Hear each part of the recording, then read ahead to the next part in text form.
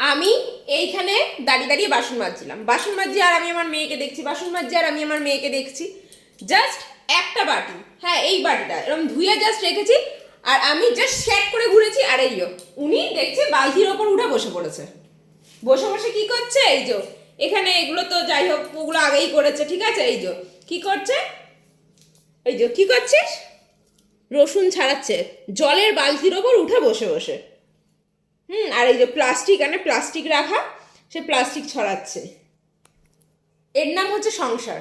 এই যে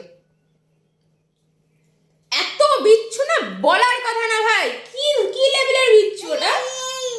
রীতিমতন ঝগড়া করে সারাটা দিন, ঝগড়া, কিছু বলার উপায় নেই ওকে, ও ঝগড়া করে।